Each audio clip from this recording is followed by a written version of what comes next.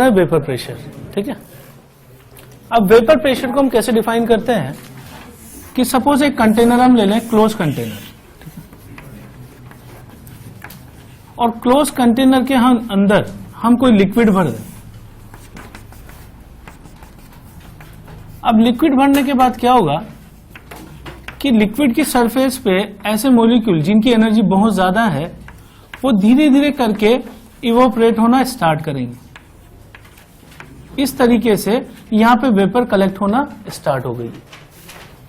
तो कंटेनर में ऊपर यहां पर वेपर इकट्ठी हो गई। अब ऐसा होगा कि एक साथ अगर यहां इवोपरेशन हो रहा है तो कुछ समय बाद कंडेंसेशन भी स्टार्ट होगा।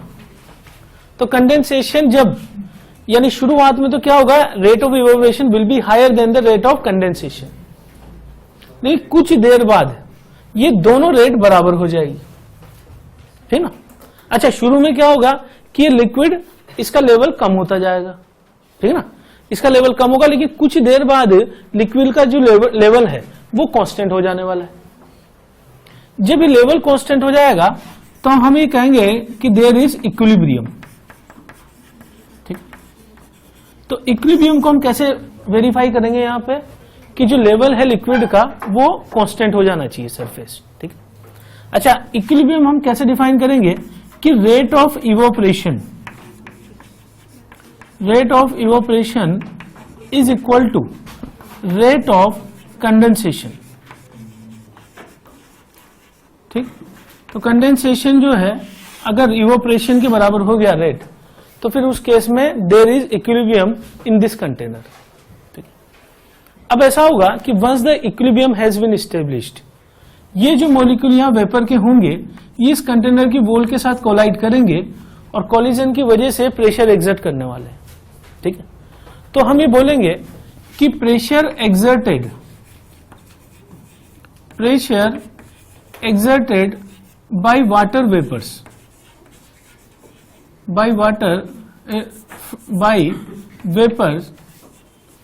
at equilibrium। ध्यान दें कि हम कब डिफाइन करेंगे इसको, equilibrium, is called as vapor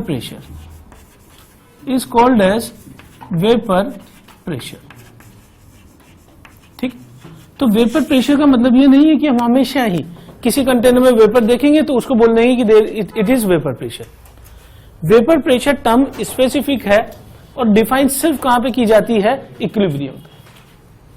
तो हम क्या करेंगे, यहां पे लिक्विड चेंज करते जाएं। अब ऐसा होगा कि लिक्विड के केस में एक रिलेशन चलता है हमारा कि बॉइलिंग पॉइंट अगर हायर होगा तो उस लिक्विड का वेपर प्रेशर कम होगा। ऐसा होता है कि जिस लिक्विड के मॉलिक्यूल के बीच में इंटरमोलिकुलर फोर्सेस ज्यादा होंगे, ठीक है, उसकी इवोपरेशन की टेंडेंसी कम होगी।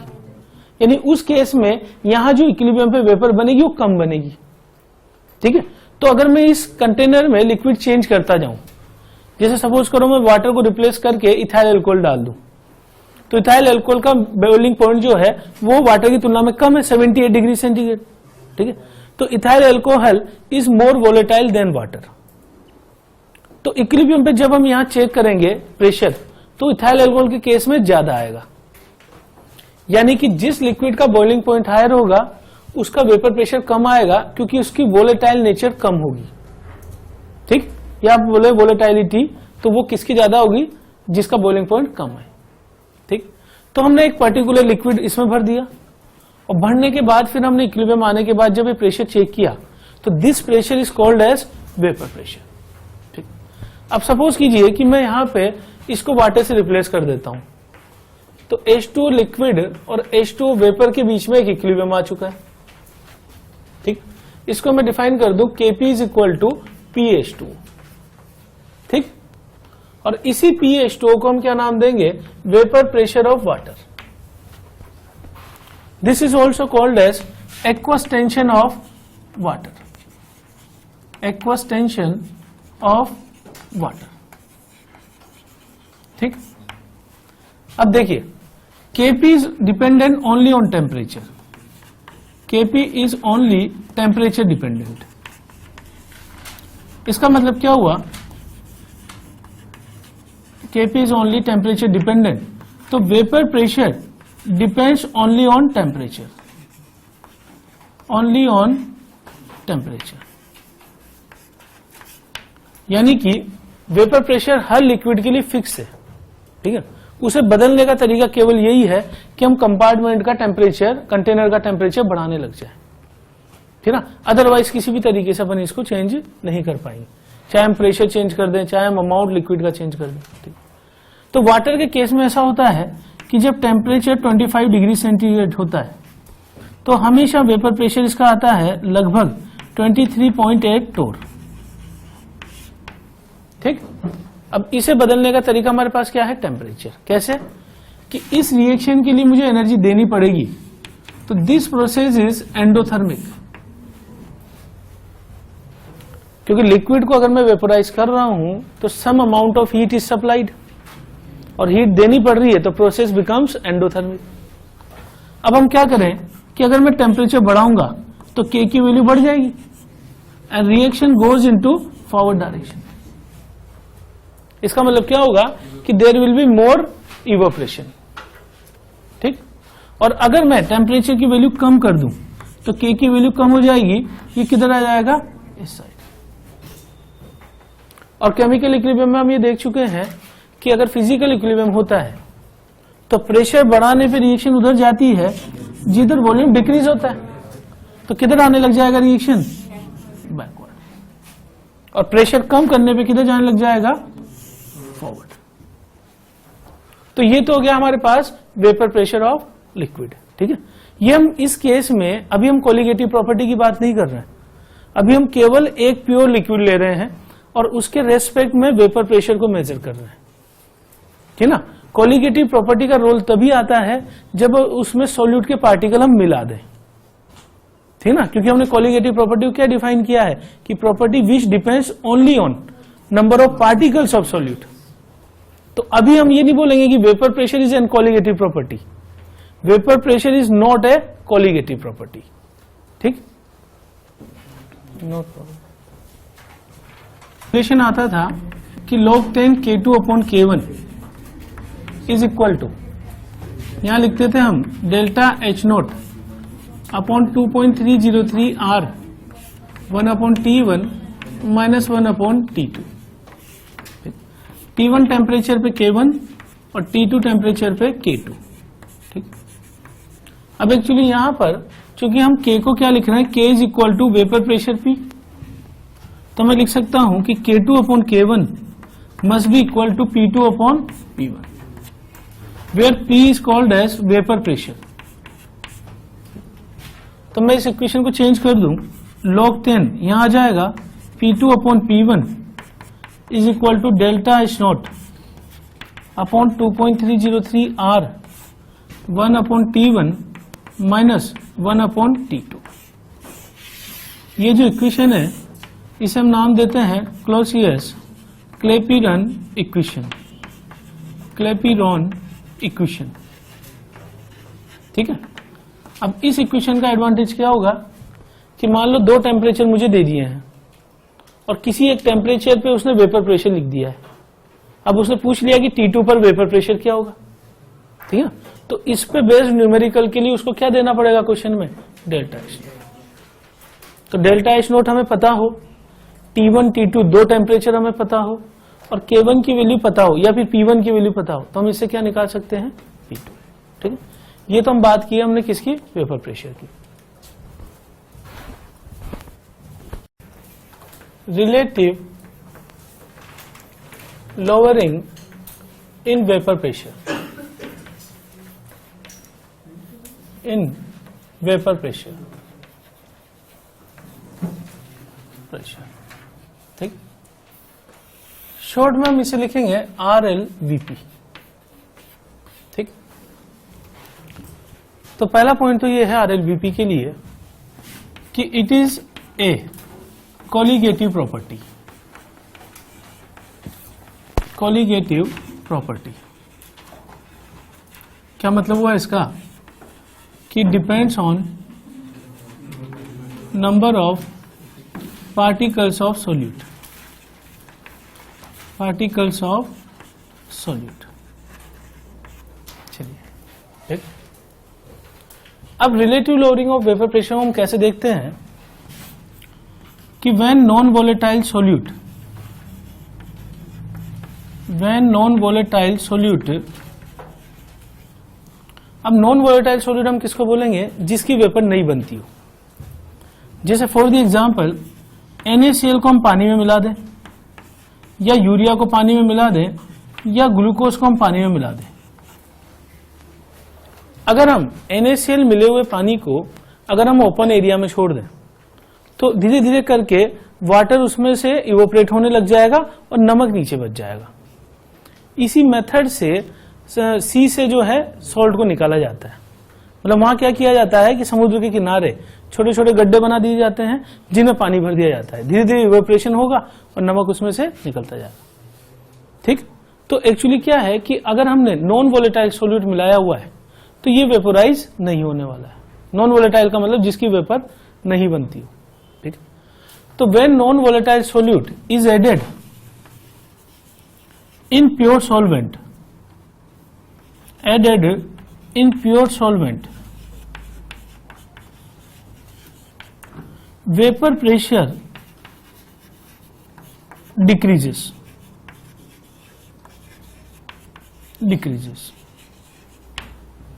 ठीक। अब पॉइंट इफेक्ट क्या हुआ कि वेपर प्रेशर डिक्रीजेस। अब किसके वेपर प्रेशर की बात कर रहा हूं मैं? सॉल्यूशन का वेपर प्रेशर। और किससे कंपेयर कर रहा हूं? प्योर सॉल्वेंट के वेपर प्रेशर से।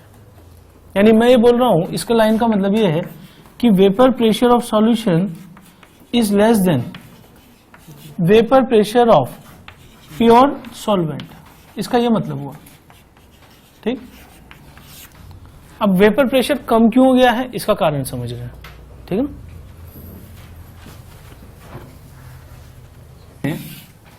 प्योर सॉल्वेंट ले लेते हैं। मैं प्योर सॉल्वेंट के मॉलिक्यूल को यहां स्मॉल साइज में बना रहा हूं इस तरीके से। ठीक, इनका इवेपोरेशन होगा और जब इक्विलिब्रियम आ जाएगा उस वक्त हम क्या करेंगे? इस कंटेनर के अंदर प्रेशर मेजर कर लेंगे।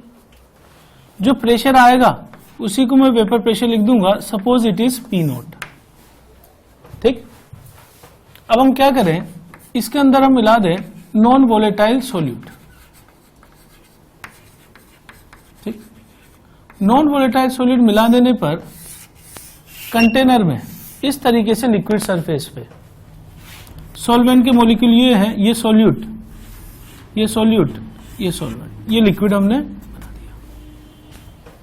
जो ये स्मॉल मॉलिक्यूल है ये मैं दे रहा हूं सॉल्वेंट को और large molecule is of solute.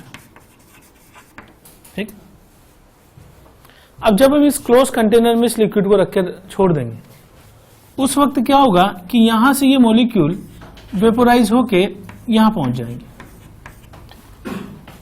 लेकिन वेपोराइज केवल यही होंगे सॉल्वेंट के पार्टिकल, क्योंकि सॉल्यूट हम ऑलरेडी कौन सा डिफाइन कर चुके हैं? Non volatile. अब क्या होगा कि अगर मैं इन दोनों को कंपेयर करूं, ठीक है, तो now lesser surface area is available for solvent particles. ठीक है, यानी मैं इस केस में कह सकता हूं कि lesser surface area is available, area is available किसके लिए? For solvent. अगर lesser surface area for evaporation, तो सिंपल सा मतलब ये हुआ कि इवेपोरेशन की टेंडेंसी कम हो जाएगी रिलेटिवली, और अगर टेंडेंसी कम हो गई तो कम वेपर इकट्ठी होगी इक्विलिब्रियम तक, और कम वेपर इकट्ठी होगी तो जो वेपर यहां प्रेशर एक्सर्ट करेगी इक्विलिब्रियम पे वो कम होगा स्लाइटली। तो मैं क्या कर रहा हूं, ये चीज मैंने मिलाकर बना दी सॉल्यूशन। अब हम ये बोल रहे हैं कि vapour pressure of solution, vapour pressure of solution is equal to PS, where PS is less than P0. P0 is a vapor pressure of pure solvent and PS is vapor pressure of solution. अब actually क्या हुआ, कुछ vapour pressure में कमी आई है। ठीक है, कितना कमी आई है? Delta P। डेल्टा P को क्या लिखूंगा मैं? P0 minus PS। ये जो डिक्रीज हुआ है, इसी डिक्रीज को मैं बोलूंगा lowering in vapour pressure. Vapour pressure में जो कमी आई है, it is lowering in vapour pressure. ठीक है, कमी किसके रेस्पेक्ट में आई है? पी नोट के रेस्पेक्ट में आई है। ठीक है, तो मैं लिख दूं कि डेल्टा पी अपॉन किसके रेस्पेक्ट में? पी नोट के रेस्पेक्ट में। इसी को हम क्या बोलेंगे? Relative lowering in vapour pressure, और शॉर्ट में इसे हम बोल देंगे RL VP। समझ गए बात? RL VP का क्या फार्मूला होगा? Delta P upon P note, और डेल्टा पी को मैं क्या लिख सकता हूं? P nought minus P S upon P note. तो एक सीधा ही क्वेश्चन ये हो गया कि what is RL VP value.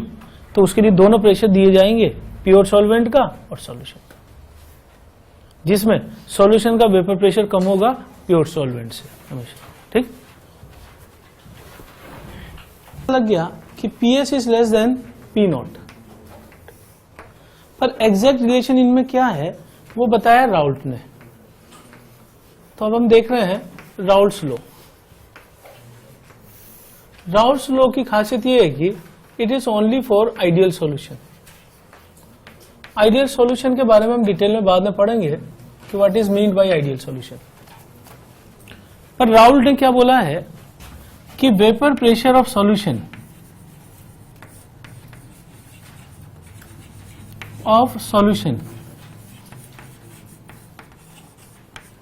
is product of vapor pressure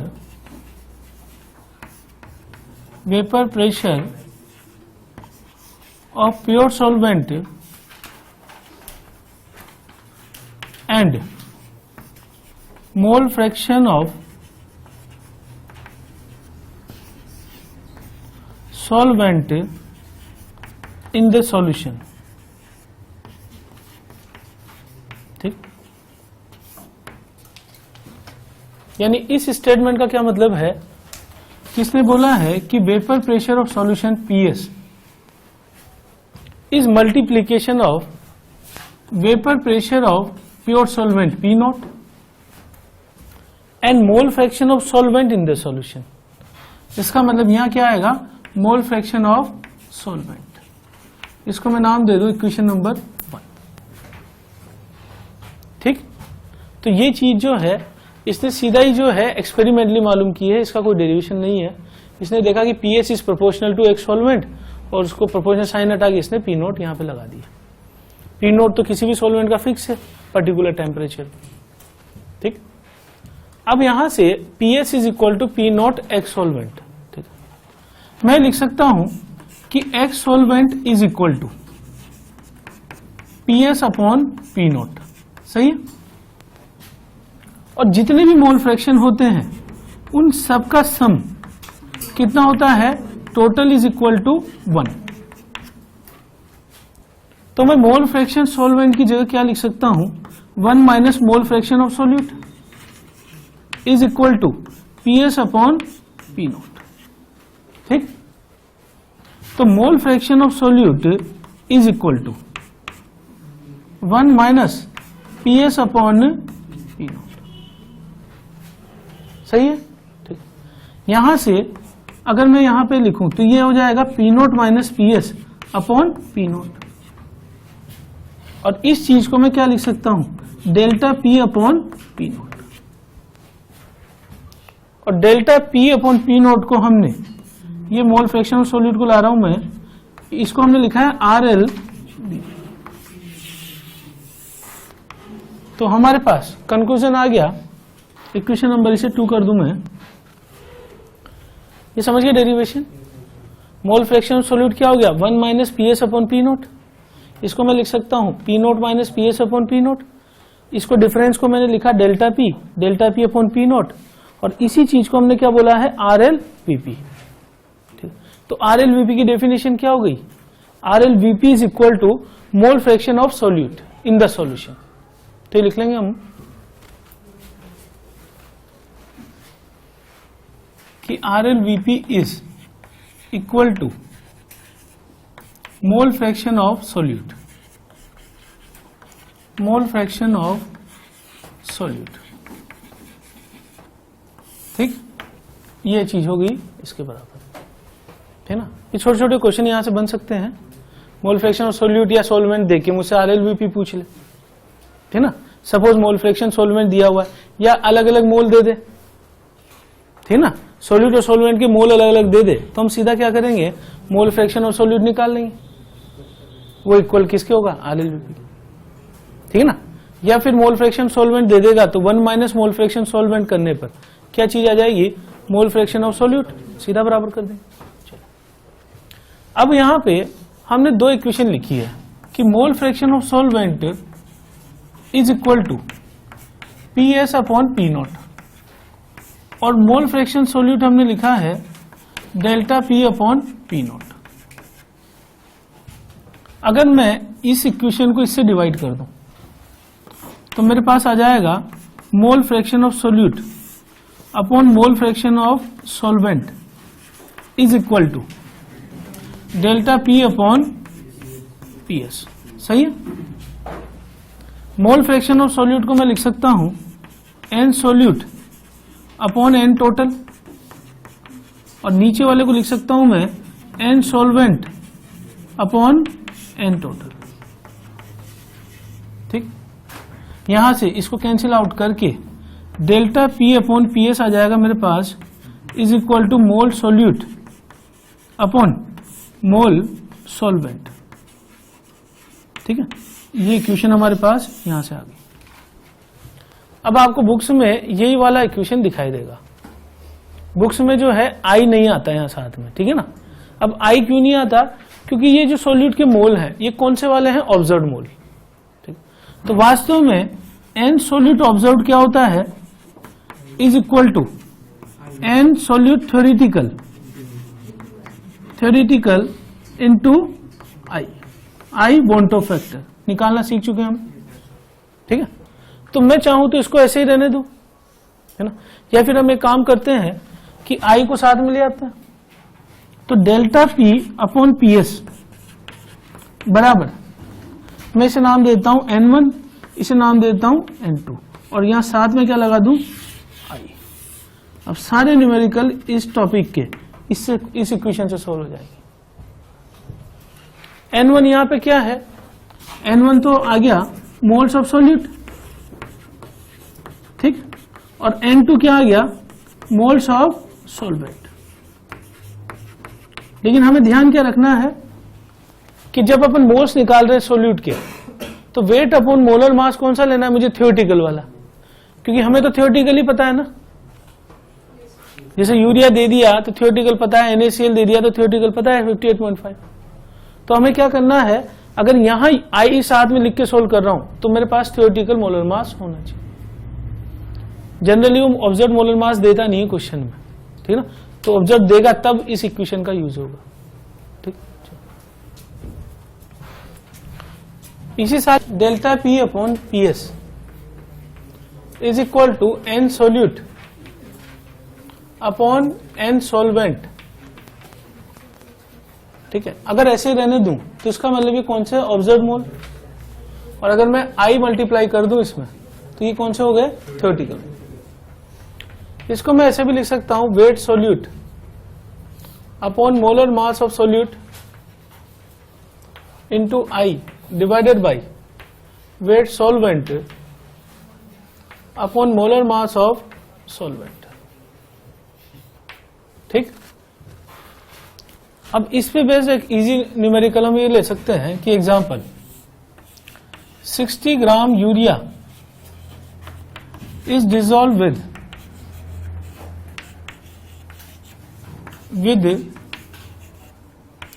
1800 gram water.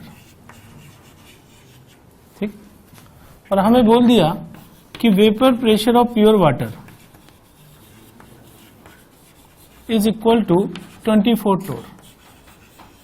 हमसे क्या पूछा जाएगा कि calculate vapour pressure of solution.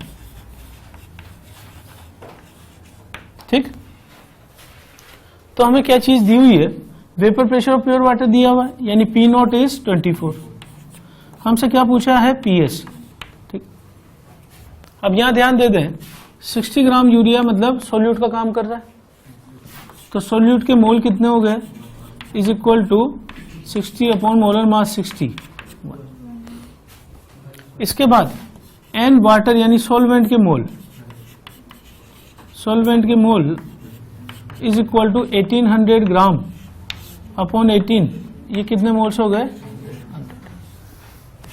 आगे का काम आसान है, सीधा इक्वेशन में रखना है कि P naught minus P S upon P S is equal to, अच्छा आई यूरिया के लिए कितना होगा 1, क्योंकि नॉन इलेक्ट्रोलाइट है ये। ठीक, यहां मैं NaCl लिख देता एक मोल तो क्या होता, 2 लेते वॉन्ट ऑफ फैक्टर। चलो, तो ये 1 अपॉन 100 मल्टीप्लाइड बाई 1, ये निकाल लेंगे पीएस के लिए। समझ गए बात हो, ठीक है ना। तो सारे क्वेश्चन जो है यहाँ इस वाली इक्वेशन से सोल्व हो जाएंगे। समझ चुके हैं बात को, क्या करना है, P nought minus P S upon P note करना है, सॉरी पी एस, इधर एन सोल्यूट इधर एन सोल्यूट, ठीक है। और नॉन इलेक्ट्रोलाइट है तो 1 ले लेंगे, और इलेक्ट्रोलाइट है तो उस हिसाब से कैलकुलेट कर लेंगे, ठीक।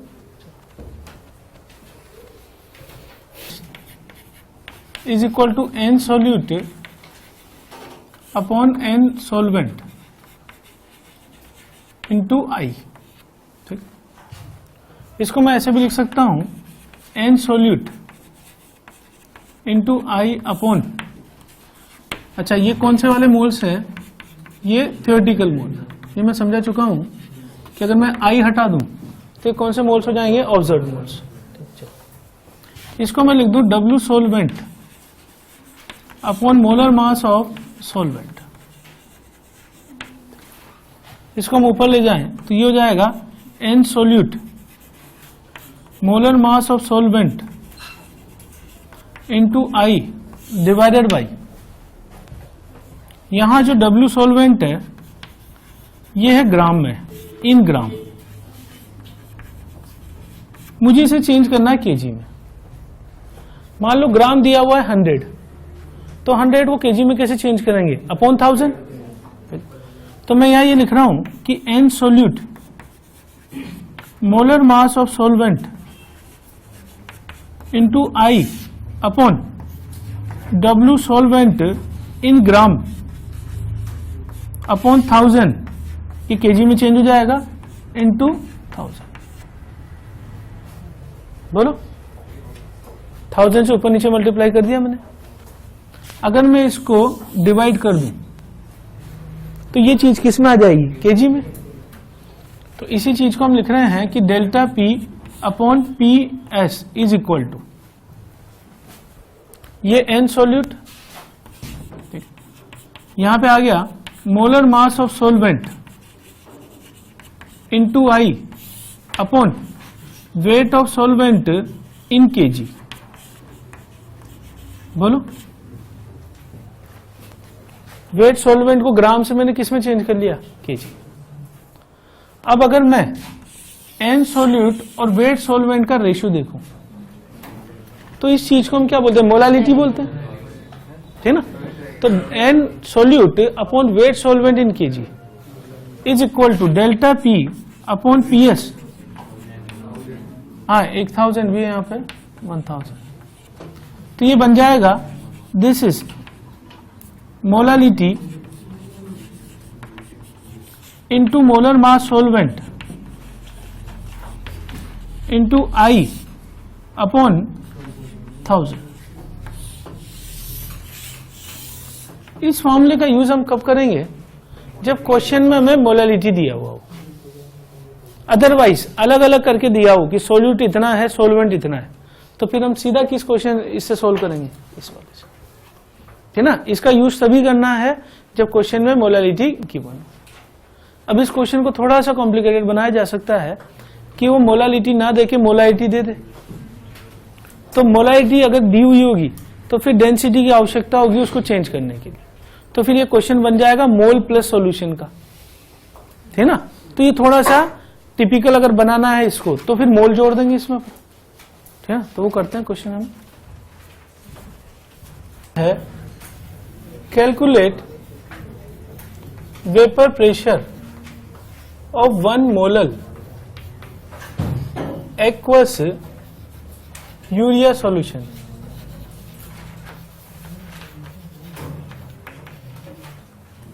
और हमें दे दिया एट 25 डिग्री सेंटीग्रेड। अब ध्यान रहे कि वेपर प्रेशर वाले क्वेश्चन में जो टेम्परेचर दिया हुआ होगा वो सिर्फ इसलिए दिया हुआ होता है कि हम उसमें वेपर प्रेशर को कांस्टेंट मान के चले, है ना, अदरवाइज क्वेश्चन बोनस हो जाएगा क्योंकि vapour pressure depends on temperature, ठीक है ना, तो इसलिए वो दिया जाता है टेम्परेचर, तो इसका यूज कुछ नहीं होगा हमारे क्वेश्चन।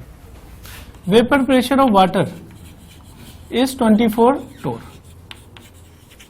ठीक। तो अगर सीधा क्वेश्चन में मोलालिटी दे दी है, ठीक है, तो हम क्या करेंगे कि P nought minus P S upon P S, P S निकालना है, P nought is 24 is equal to molality small M, molar mass of solvent, ठीक है, इंटू आई अपॉन 1000। अब मोलालिटी कितनी ले ली मैंने यहां पे 1 मोलर, इसका मतलब इसकी वैल्यू 1। यूरिया सॉल्यूशन लिया हुआ है तो आई की वैल्यू 1। और मोलर मास ऑफ सॉल्वेंट मुझे कितना लेना है, सॉल्वेंट की तरह कौन काम कर रहा है, वाटर।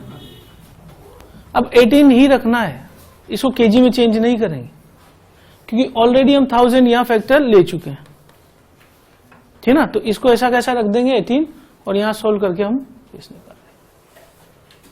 क्लियर है पॉइंट ये, ठीक है। Vapour pressure of 1 molar aqueous urea solution, aqueous urea solution, इसको मैं 2 मोलर कर देता हूं, 2 molar aqueous urea solution having density, बातें ना करें भाई आपस में, एज 1.2 ग्राम। किसी को बहुत जोर से आ रही हो तो बाहर चला जाए, बात करने की इच्छा है ना, ठीक है। चलिए, तो अब इस क्वेश्चन में 2 मोलर एक्वस यूरिया सॉल्यूशन है, हैविंग डेंसिटी से 1.2 ग्राम पर एम। वेपर प्रेशर याद करने की आवश्यकता नहीं है, हमेशा वो देगा इज इक्वल टू 24 टोर, ठीक है। अब इस केस में ये मोल प्लस सॉल्यूशन का क्वेश्चन बन गया, यानी अब या तो मैं मोलारिटी को मोलालिटी में चेंज करूं डेंसिटी की हेल्प से, ठीक है, तो इंटर कन्वर्जन बन गया ये, ठीक है ना, मोलारिटी से मोलालिटी में कन्वर्ट करना, ठीक है। लेकिन अगर हम ना करें उसको तो वैसे भी अपन सोल्व कर सकते हैं इजी तरीके से कि मुझे मोलारिटी दे दी है इज इक्वल टू 2। मोलारिटी की यूनिट क्या होती है, 2 मोल पर लीटर, सही है। इसको एनालाइज कर लूं तो इसका क्या मतलब निकलेगा कि 2 मोल यूरिया इन 1 लीटर सॉल्यूशन, सही है। 1 लीटर सॉल्यूशन मतलब कितना ml, 1000 ml। डेंसिटी इसकी कितनी होगी 1.2 ग्राम पर ml, सॉल्यूशन की दी हुई है। ये मेरे पास सॉल्यूशन का वॉल्यूम, ये मेरे पास सॉल्यूशन की डेंसिटी, मल्टीप्लाई कर दें तो V इंटू डी बराबर क्या हो जाएगा m, तो m क्या हो जाएगा 1200 ग्राम, ठीक। 1200 ग्राम हमारे पास सॉल्यूशन का मास आ गया। इस 1200 ग्राम में मेरे पास पड़े हुए 2 मोल यूरिया, ठीक। 2 मोल यूरिया इसका मतलब 2 इंटू 60 ग्राम पड़ा हुआ है, यानी कितना ग्राम है 120 ग्राम। अब आप ये समझ लो कि सोल्यूट पड़ा हुआ है 120 ग्राम और सॉल्यूशन है 1200 ग्राम, ठीक। दोनों का डिफरेंस यानी कि वाटर इसमें कितना पड़ा होगा, वाटर इज 1200 माइनस 120, कितना हो गया 1080 gram, and water is acting like a solvent, सही है। सॉल्वेंट का मास में केजी में चेंज कर लूं कितना आ जाएगा 1.08। अब चाहो तो मोलालिटी निकाल लो, क्या करना पड़ेगा मोलालिटी के लिए, is equal to 2 mole divided by 1.08। Molality क्या होता है moles of solute upon weight of solvent in kg, ठीक है। अगर मान लो हम ये नहीं करना चाह रहे हैं, ठीक है, तो हम सीधा एक काम करते हैं कि 1080 ग्राम है वाटर, तो मोल वाटर कितना हो जाएगा is equal to 1080 upon 18 molar mass, कितना आ गया ये 60 मोल। अब मैं यहां पे ना जाऊं मोलालिटी पे, मैं सीधा क्या करता हूं कि P nought minus P S upon P S is equal to, ऊपर किसके मोल आएंगे सोल्यूट के मोल, तो एन यूरिया अपॉन नीचे किसके मोल है वाटर के, तो एन सॉल्वेंट वाटर, और आई यूरिया का कितना होता है 1। तो हम मोलारिटी निकालने की बजाय सीधा यहां रख देते हैं, ये ज्यादा आसान पड़ेगा मान लीजिए, ठीक है। यूरिया के मोल हमने कितने लिए हैं 2, वाटर के मोल 60, ये 24 है, और अननोन क्या बच गया yes। समझ गए बात हो? तो ये चीज होगी हमारी इंटर कन्वर्जन बेस्ड क्वेश्चन, ठीक है। तो RLVP में से मैक्सिमम इसी तरह का क्वेश्चन पूछा जा सकता है इंटर कन्वर्जन लेके, ठीक।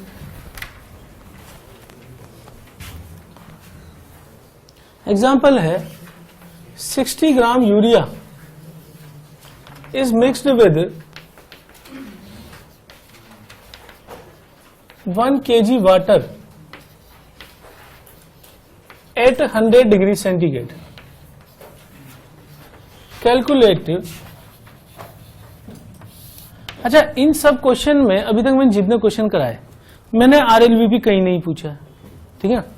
अगर मान लो इस क्वेश्चन में मैं RLVP पूछ लूं, ठीक है, तो हम क्या करेंगे कि RLVP का फार्मूला क्या है is equal to P nought minus P S, नीचे क्या आएगा पी नोट। समझ गए बात को? तो मैं यहां सोल्व करके पी एस निकाल चुका हूं, पी नोट मुझे दिया हुआ है, तो मैं यहां सोल्व करके सीधा नहीं, ये तो पीएस है ना, ये तो पीएस है, ठीक है ना। इस चीज को मैं RLVP थोड़े बोलूंगा, ठीक है ना, ये तो पीएस है। RLVP के लिए नीचे क्या होना चाहिए, तो डिफरेंट वैल्यू आएगी ना, तो बराबर नहीं करना उसको, तो मोल फ्रैक्शन निकाल लो। हाँ बिल्कुल, मोल निकाल लेना, मोल फ्रैक्शन तो फिर यहां से मोल फ्रैक्शन कर लूं मैं, है ना, वही तो चीज है। तो या तो मैं पी नोट पी एस करके निकालूं, या फिर मैं यहां से मोल फ्रैक्शन निकाल लूं सॉल्यूट का, वो भी वही बात हो जाएगी। चलो, इस क्वेश्चन में हमसे पूछा है कि calculate vapour pressure of solution. अब मैंने यहां पर जो है vapour pressure of pure water नहीं दिया है, ठीक है, तो वो हम कैसे लेंगे कि 100 डिग्री सेंटीग्रेड टेम्परेचर दे दिया, तो 100 degree centigrade is a boiling point of water 1 atm पर, तो ये कितना हो गया 100 डिग्री सेंटीग्रेड, और बॉइलिंग पॉइंट पर प्रेशर इसका कितना होगा is equal to 1 atm water का, तो 1 atm यानी कि 760 टोर। तो मुझे ये प्रेशर कितना लेना है, P nought is equal to 760, बाकी सब चीजें वही है, P nought minus P S upon P S is equal to 1 upon 1 kg into 1, P nought मुझे रखना है 760। यानी ये क्वेश्चन मैंने ये करवाया है कि अगर टेम्परेचर 100 डिग्री से कम लिखा हुआ है, मान लो 25 डिग्री लिखा हुआ है, तो वेपर प्रेशर वो दे देगा क्वेश्चन में, ठीक है ना, जो कि होता है 25 डिग्री पर 24 टोर, ठीक है ना। लेकिन अगर 100 डिग्री पहुंच गया है तो बॉइलिंग पॉइंट की डेफिनेशन ये होती है कि boiling point is a temperature at which vapour pressure becomes equal to atmospheric pressure, तो एटमोस्फेरिक प्रेशर के बराबर हो जाएगा, तो 1 atm इज इक्वल टू 762। तो प्योर वाटर का वेपर प्रेशर मुझे कितना लेना है 762, ठीक। और अगर मैं यहाँ 25 डिग्री सेंटीग्रेड लिख देता तो फिर हमें कितना लेना था इसे 24 टोर, है ना। तो वैसे तो क्वेश्चन में देगा वो कि कितना है प्योर का। अप्रोक्सीमेशन,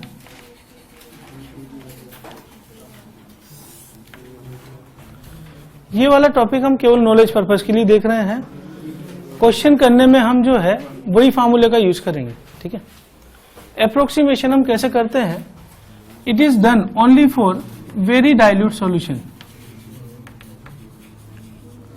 तो यहां जो फार्मूला आएगा उसका यूज हमें तभी करना है जब क्वेश्चन में हम श्योर हो जाएं कि क्वेश्चन जो है बहुत डाइल्यूट सॉल्यूशन का, या तो क्वेश्चन में साफ लिख दे कि सॉल्यूशन इज वेरी डाइल्यूटेड, या फिर वो ऐसे लिखे कि 1 ग्राम urea is dissolved in 5 kg water. समझे बात हो? इतना कम अमाउंट अगर घोला गया है तो हम उसको बहुत डाइल्यूट सॉल्यूशन मान सकते हैं। ठीक है, तो वैसे न्यूमेरिकल पर्पस के लिए नहीं बता रहा हूं मैं, वेरी डाइल्यूट सॉल्यूशन। तो इस केस में बहुत डाइल्यूट सॉल्यूशन हम किसको बोलेंगे? When mole of solute is less than mole of solvent. ठीक है, तो अगर ये बहुत कम हुए तो मैं इनको नेग्लिजिबल मान सकता हूं। ठीक, अब हमारे पास जो है एक फॉर्मूला था शुरू में कि RLVP is equal to P0 minus PS upon P0 is equal to, हमने लिखा था mole fraction of solute. Mole fraction of solute को मैं लिख सकता हूं mole solute upon mole solute plus mole of solvent. सही है, ओरिजिनल फॉर्मूला तो ये हुआ। ठीक है, अगर मैं इसको नेग्लिजिबल मान लेता हूं बहुत डाइल्यूट सॉल्यूशन में, तो ये टर्म हटा दूं मैं यहां से, तो ये टर्म हट गई, तो मेरे पास आ गया P0 minus PS upon P0 बराबर N solute upon N solvent.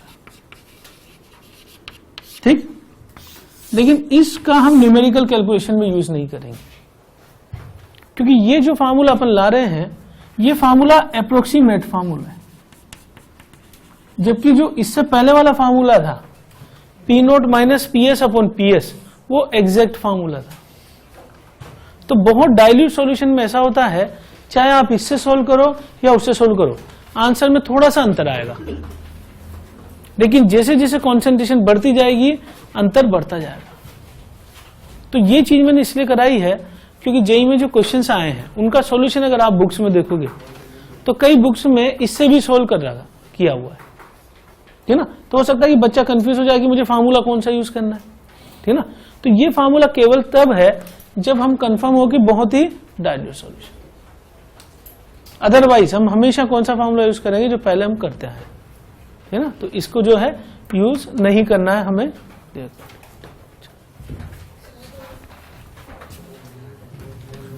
तो यहां पे इस वाले क्वेश्चन में हमें सॉल्वेंट कितना दिया हुआ है? सॉल्वेंट हमें दिया हुआ है 1 kg। 1 kg मतलब 1000 ग्राम, और वाटर के मोल निकाल लूं मैं NH2O, तो कितना आ जाएगा 1000 upon 18।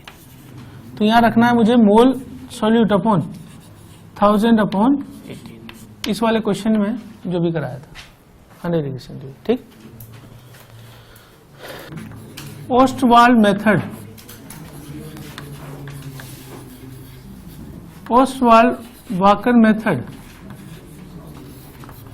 For experimental calculation of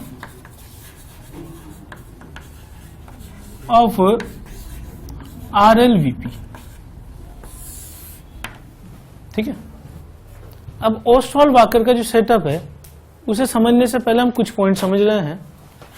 जैसे पहला पॉइंट तो ये है कि मान लो यहां पे एक कंटेनर है, ठीक, फ्लास्क है, इसमें हमने यहां पे कोई सॉल्यूशन भर दिया है और सॉल्यूशन का वेपर प्रेशर है PA। सपोज मैं इसके ऊपर से ड्राई एयर पास करता हूं। ठीक, तो जब ड्राई एयर इसके ऊपर से पास होगी, जैसा कि कूलर में होता है, कूलर में जैसे ही वाटर के ऊपर से जैसे ड्राई एयर पास करेगी तो अपने साथ कुछ मॉइस्चर लेके कमरे में एंटर करती है। ठीक है, तो होगा ये कि यहां जो मॉइस्चर होगा उसको लेकर ये यहां से बाहर निकलेगी, और हम ये एज्यूम करेंगे कि बाहर निकलने के बाद इसका वेपर प्रेशर हो जाएगा जो सॉल्यूशन का वेपर प्रेशर है उसके बराबर। मैं किसकी बात कर रहा हूं कि इसमें जो वेपर पड़ी हुई है उसका वेपर प्रेशर, क्योंकि डाल्टन लॉ से तो ऐसा होगा कि ड्राई एयर का खुद का भी कुछ प्रेशर होगा।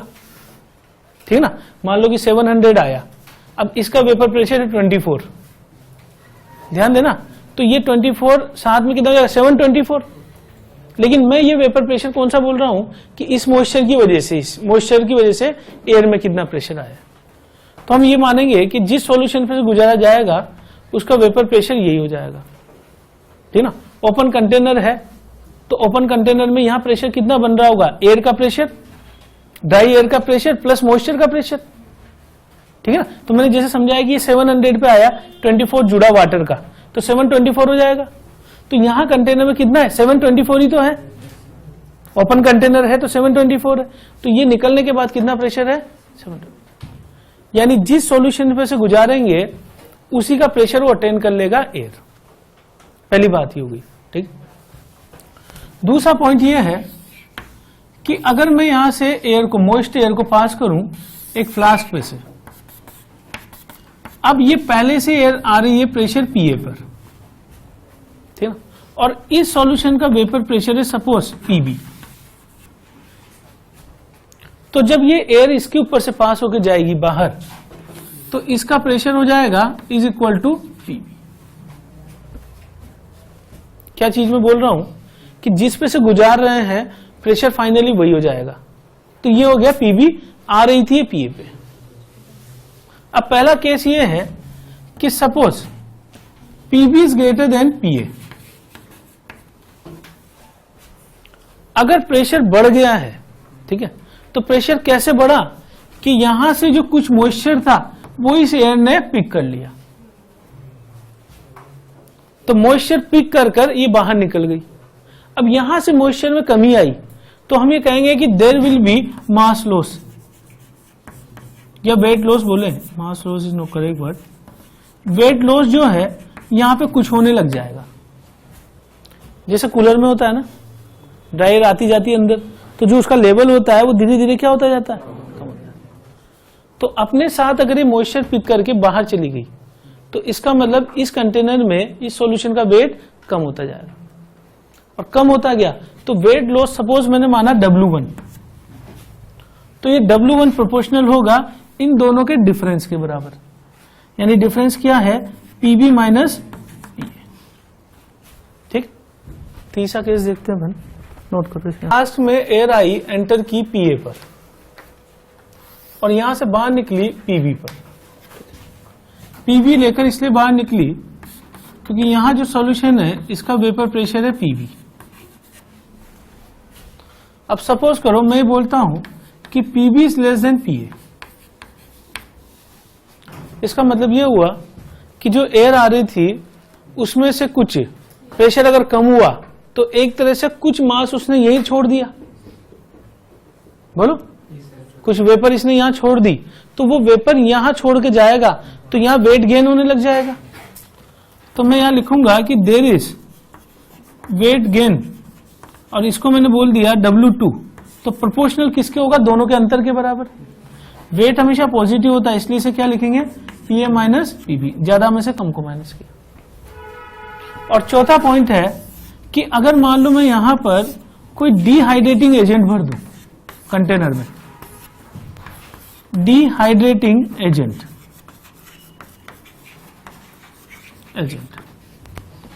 डिहाइड्रेटिंग एजेंट हम किसको बोलते हैं कि जो मॉइस्चर को एब्जॉर्ब कर सकता हो।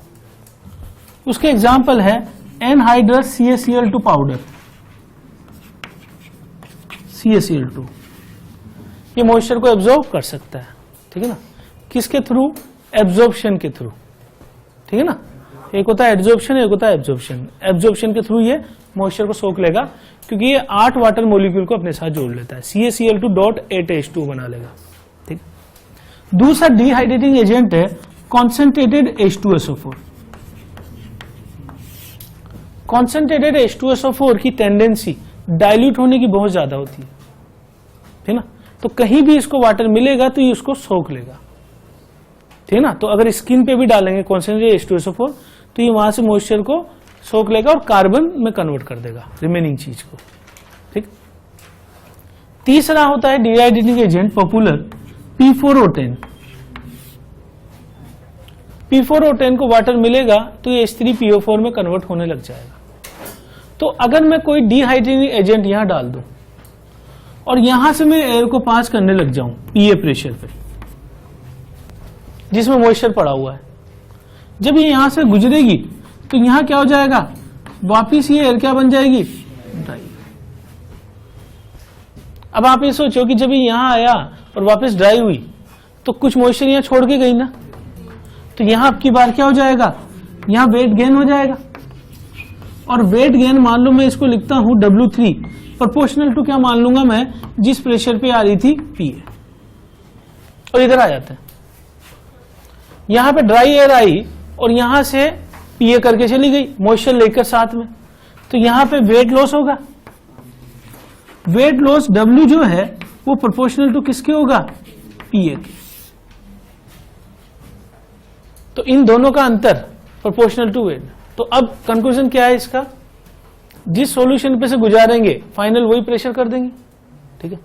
अगर प्रेशर बढ़ के चला जाएगा, प्रेशर बढ़ के चला जाएगा तो मॉइस्चर ले जाएगा, तो यहां क्या हो जाएगा, वेट लॉस, जो कि दोनों के डिफरेंस के बराबर होगा। अगर प्रेशर कम करके चला गया तो फिर यहां मॉइस्चर छोड़ के जाएगा, यहां हो जाएगा वेट गेन, दोनों के डिफरेंस के बराबर।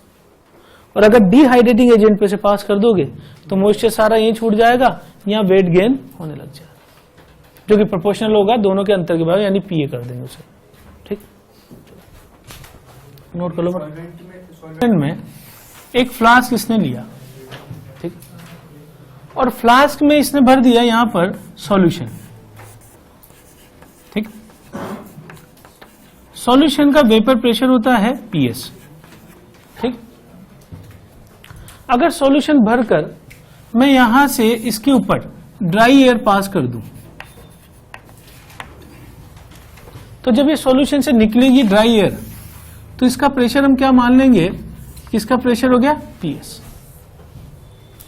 तो पहले इसने एयर को किस में से पास किया, सॉल्यूशन के ऊपर से, तो मॉइस्चर ही अपने साथ ले गई और पीएस। जब ये मॉइस्चर ले जाएगी तो यहां पे वेट लॉस होगा।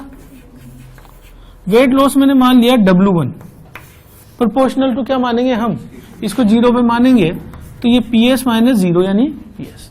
ये इक्वेशन नंबर 1।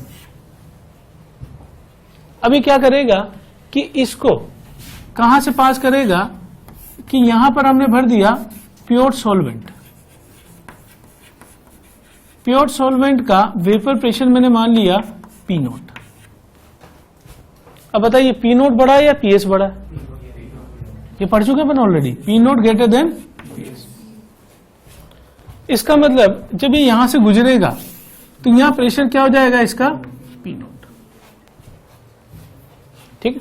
अच्छा, P0 बढ़ के जा रहा है तो यहां भी क्या होगा, दोबारा वेट लॉस होगा। वेट लॉस में W2 प्रोपोर्शनल टू क्या लिखूं, P0 minus PS। Equation number 2। यहां से जब एयर गई तो मैं इसको पास कर दूं डिहाइड्रेटिंग एजेंट पे से। डिहाइड्रेटिंग एजेंट पे से जब ये पास होगा तो यहां से गुजरने के बाद ये एयर वापस क्या बन जाएगी, ड्राई एयर। अगर ड्राई एयर हो गई तो यहां वेट गेन होगा आपकी बारी। वेट गेन मान लो W3 मान लो, तो प्रोपोर्शनल टू क्या होगा, ये P0 के बराबर। ये मैं चाहूं तो इक्वेशन 3 बन। अब अगर मैं इन दोनों को डिवाइड कर दूं, यानी कि सेकेंड डिवाइड बाई 1 कर दूं, तो W2 अपॉन W1 बराबर क्या बन जाएगा, P0 माइनस PS अपॉन क्या बन जाएगा, PS। और ये चीज क्या बन जाएगी, N सोल्यूट इंटू I। चाहो तो आप I लिखो, चाहो तो ना लिखें, ठीक है ना, N सोल्यूट। और इसको मैं क्या लिखूंगा, W1 upon M1 W2 upon M2 into I। अब ओस्टवाल ने क्या किया कि इसने एक सॉल्यूशन ऐसा लिया जिसमें सोल्यूट का मोलर मास नहीं पता था। देखो मैं किस पॉइंट ऑफ व्यू समझा रहा हूं इसको, कि कोई भी कंपाउंड हमारे पास होता है, हम ग्लूकोज का मोलर मास देखते हैं 180। 180 आया कहां से, ठीक है। तो ओस्टवाल ने क्या किया कि इसमें जैसे यहां तो प्योर वाटर भर दिया, यहां सॉल्यूशन भर दिया, ठीक है, जिसमें इसने ग्लूकोज डाल दिया। अब ग्लूकोज का अमाउंट कितना डाला वो तो पता है, वाटर इसमें कितना है वो भी पता है, ठीक है। अब इसने क्या किया, कुछ टाइम तक ड्राई एयर को इसमें से पास किया। सर्टेन टाइम तक पास करने के बाद इसने दोनों में जो लॉस हुआ वो मेजर कर लिया। यानी क्या मेजर कर लिया, W2 W1। इसको मैं यहां रख दूं W1/m1। वाटर का मास पता है, ग्लूकोज का मास पता है, वाटर का मोलर मास है, मान लो ग्लूकोज का मोलर मास अननोन है, तो आ जाएगा ना यहां से। तो इस मेथड का सबसे बड़ा एडवांटेज ये है कि किसी भी सॉल्यूट का मोलर मास हम इससे मालूम कर सकते हैं, ठीक ना। अब अगर मान लो ऑस्टवाल ने एक्सपेरिमेंट करवाया, W2 W1 पता लग गए उसको, ठीक है, उसको P0 पता था प्योर वाटर का, तो PS निकाला जा सकता है ना यहां रखकर। और अगर PS आ गया यहां से तो RLVP निकाला जा सकता है, क्योंकि RLVP क्या है, P0 minus PS upon P0। तो एक्सपेरिमेंटली यहां से ओस्टवाल वाकर मेथड से हम एक तो RLVP निकाल सकते हैं, एक PS निकाल सकते हैं सॉल्यूशन का वेपर प्रेशर, ठीक है, और एक मोलर मास किसी अननोन सॉल्यूट का निकाला जा सकता है। समझिए, ये चालू कर दो। प्रेशर चूंकि यहां से बढ़ के जा रहा है तो हम ये बोलेंगे कि यहां से मॉइस्चर लॉस्ट हुआ, तो वेट लॉस जो है W2 प्रोपोर्शनल टू दोनों का अंतर P0 माइनस PS, और इसको गुजारा अपन ने डिहाइड्रेटिंग एजेंट पे से वापस ड्राई एयर बन गई, यहां वेट गेन होने लग जाएगा। तो W3 प्रोपोर्शनल टू क्या हो जाएगा, इन दोनों का अंतर P0। अब मान लो W3 दिया हुआ है तो उसका भी यूज कर सकते हैं अपन, मैं दोनों को डिवाइड कर दूं सीधा RLVP आ जाएगा, ठीक है ना। अब हम क्या करेंगे कि यहां से इन दोनों का रेशियो ले लें, तो W2 upon W1 P0 minus PS upon PS, और इसको अपन ऑलरेडी लिख चुके हैं इस तरह से। समझ गए बात है।